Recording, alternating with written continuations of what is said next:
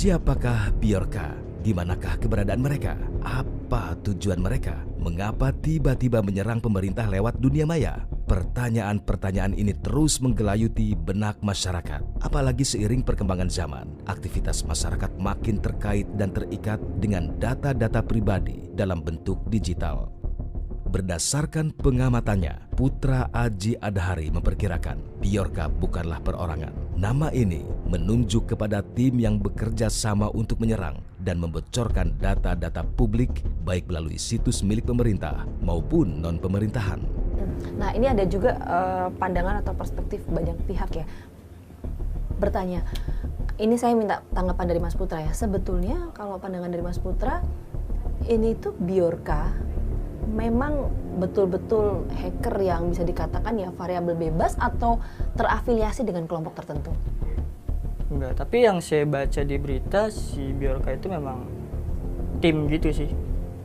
Logikanya gini aja sih Mas, Kak, kalau misalnya sendiri gitu ya, kalau sendiri Bjorka pasti misalnya dia membocorkan data KPU di forum Black Hat gitu ya, forum-forum dark web gitu.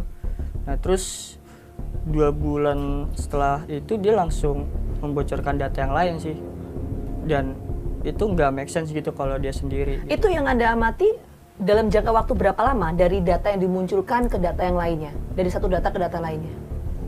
Itu dalam waktu berbulanan lah, bulanan gitu. Dan itu terlalu cepat? Ya menurut saya iya cepat sih. Meski demikian, pemuda yang sudah sejak usia 15 tahun diajak bekerja sama dengan lembaga NASA Amerika Serikat ini meyakini Bjorka masih berada di Indonesia dan bukan di luar negeri sebagaimana yang selama ini diinformasikan ke publik. Kita ingin tahu sebetulnya asalnya itu dari mana, apakah memang kalau saya istilahkan mungkin tidak bisa disebutkan secara jelas siapanya Bjorka ini ya, tapi IP address-nya begitulah ya. Apakah di Indonesia atau di luar negeri, bisa tidak terlacak itu? Sebenarnya saya nggak, ya kalau di domisili saya nggak tahu ya, tapi ini kesimpulan yang saya ambil dari yang beredar di internet lah ya. Terus kayak spekulasi-spekulasi dari masyarakat gitu ya. Banyak orang bikin tweet di Twitter kan ya, kayak penulisannya si Bjorka gitu.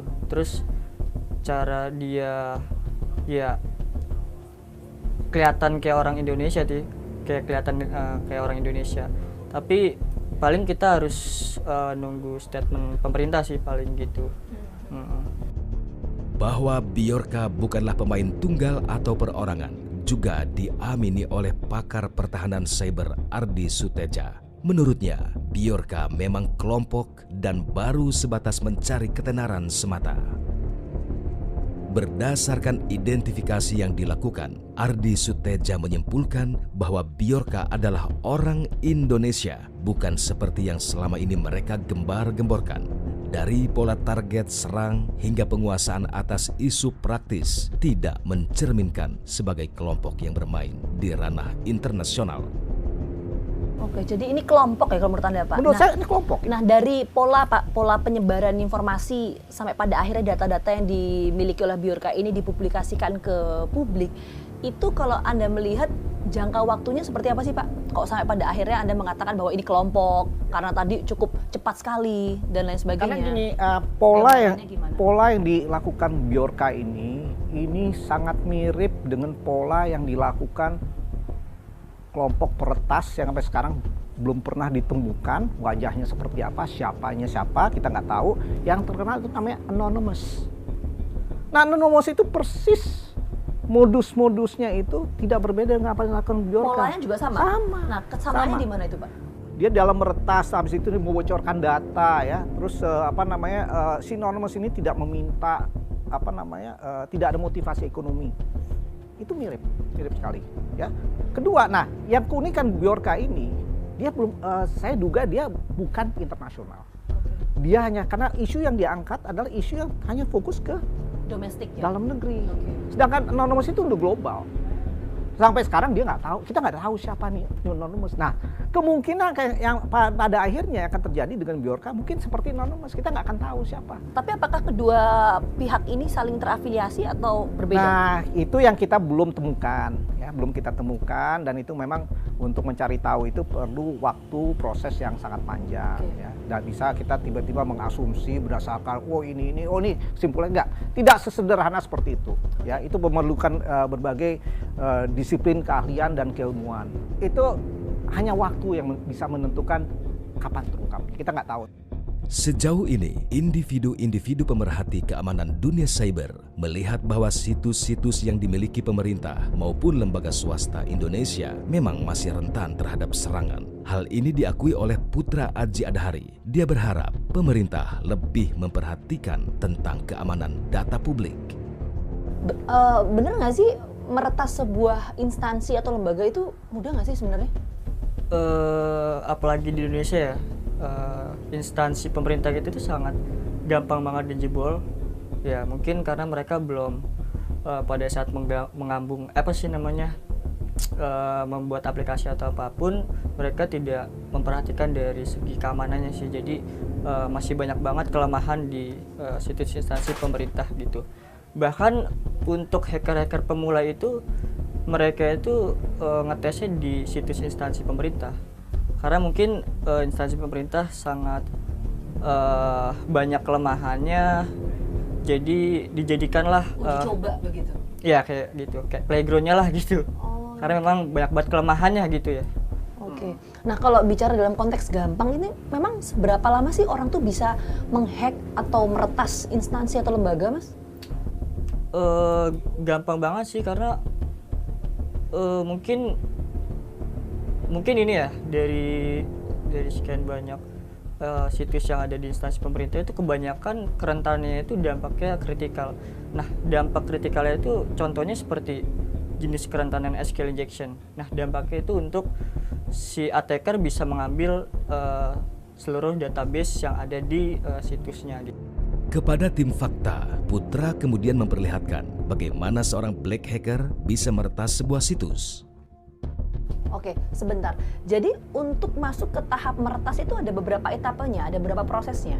Iya, ada prosesnya. Yang dikenalnya itu yang umumnya ya, ada tahapan yang namanya information gathering. Yang pertama ya? Yang pertama, yang kedua scanning atau reconnaissance, yang ketiga exploitation, keempat adalah reporting, yang terakhir adalah mitigasi. Ini sudah di tahap apa tadi kan ada 5 tahapan ya? Ya, ini di tahap exploitation sih sebetulnya. Tadi butuh waktu berapa lama, Mas? Paling tadi ya di bawah jam sih. Di bawah 1 jam? Itu sudah sampai tahap exploitation? Iya. Yang kedua, exploitation itu yang seperti apa, Mas? Exploitation biasanya kalau dia menemukan celah keamanannya itu selanjutnya kita manfaatkan kelemahannya untuk mengupload backdoors gitu. Oke, jadi exploitation itu adalah tahapan untuk menganalisis kelemahan ya, betul. yang ada. Oke. Nah, Tadi ini butuh waktu kurang dari 1 jam ya? Ya, di sini adalah salah satu. Jadi saya sudah upload shell dan backdoor di website yang tadi saya bilang.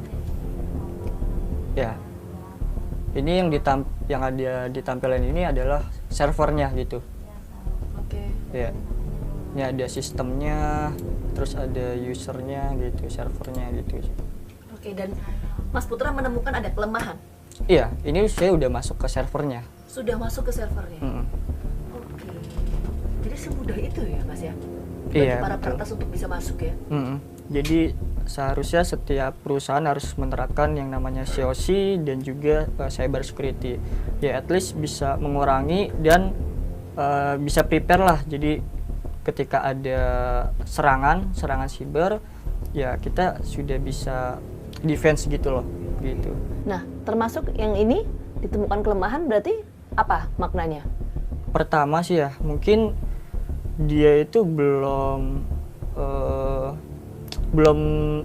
jadi dia mengembangkan aplikasi atau website doang, tapi tidak memperhatikan dari segi keamanannya gitu. Itu yang pertama. Yang kedua, mungkin dia belum implementasi mungkin kayak cyber security-nya gitu, COC-nya gitu sih paling.